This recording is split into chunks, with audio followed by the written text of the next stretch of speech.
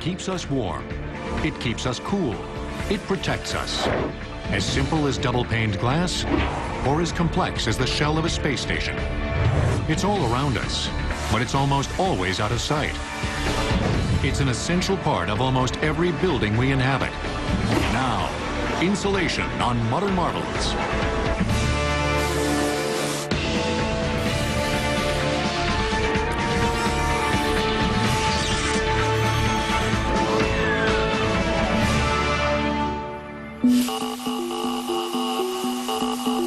It's the secret weapon in the war on energy consumption. With a worldwide energy crisis upon us, scientists and contractors are scrambling to design and build more fuel-efficient buildings. It's pumped up, it's gooey, and it's one of the best insulators available. It's foam. Foam products come in many forms. One of the most effective is spray. The process of spraying foam insulation is almost an art form. It takes a steady eye, a sure hand, and a definite sense of rhythm. Foam is an exceptional insulator for roofs. Roof insulation foam offers significant advantages over alternative materials. It forms a seamless membrane which stops leaks. The material flows into cracks, crevices, expands, and seals up all the leaks. It also offers much more insulation value versus alternative materials. And the fact that it's soaked into all the cracks and crevices and cured means that it's gluing everything together, so it's going to be able to withstand significantly more harsh weather conditions than a typical roof would. The key to making a smooth urethane application when we're talking about roofing is to overlap each previous pass by 80 to 90%. But when you're spray painting, normally you'll think about a 50% overlap. When spraying urethanes, you think of 80 or 90%. Because urethane expands 30 times its liquid form, that becomes critical if you want to get a smooth application.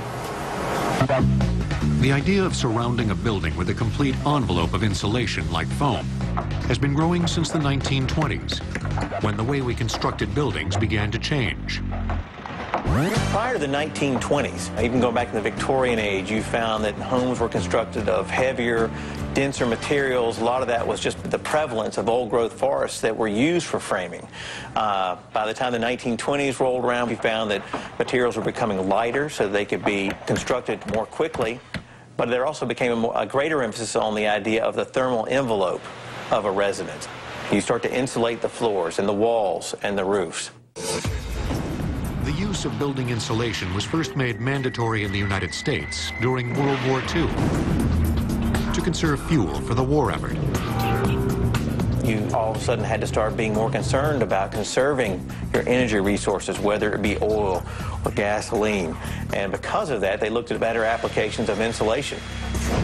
That same example was driven home in the 70s. People reacted to oil prices and gas prices and energy prices going up. The 1970s saw the advent of the idea of the super-insulated home. Foam is a substance that is formed by trapping many gas bubbles in a liquid or solid. One of the most popular foams is polyurethane. Originally developed during the 1940s for military and aviation applications, it began to be used as insulation during the 1950s. In the 1970s, innovators began spraying the material. Polyurethane is made of several key ingredients. These are the materials you see stored in the large tanks behind me. This is a polyol. It's based on sucrose or sugar in petroleum products. This is a surfactant. Surfactant controls the size and the shape of the bubbles. This is a catalyst which controls reaction rate. The quicker the reaction, the smaller the bubbles. The size of the bubbles is important because it dictates the density of the foam. Roofing foam, which might be walked on, needs to be stronger and denser than wall foam, which is rarely touched after it's applied. All of this is factored into the formula when a batch of foam material is mixed at the factory. But where do the bubbles come from? The blowing agent. Blowing agent is a liquid that has a low boiling point. When it's spray applied, it converts from a liquid to a gas, forming the bubbles. These 4 ingredients are mixed together into one liquid, but they're only part of the recipe for making foam. The other part is a substance called isocyanate, a highly reactive molecule.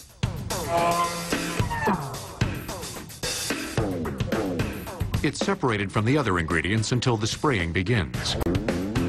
They're dispensed separately all the way through the hoses to the gun.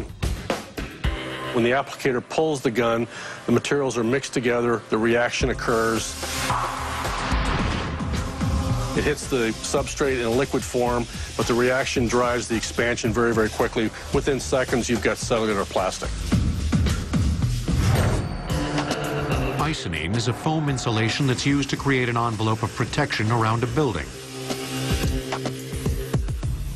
We come into a house, we will seal around the doors and the windows, we'll plastic everything off, and then we'll spray the entire house. We'll spray the walls, the floors, and the roof deck, and completely encase the house in foam.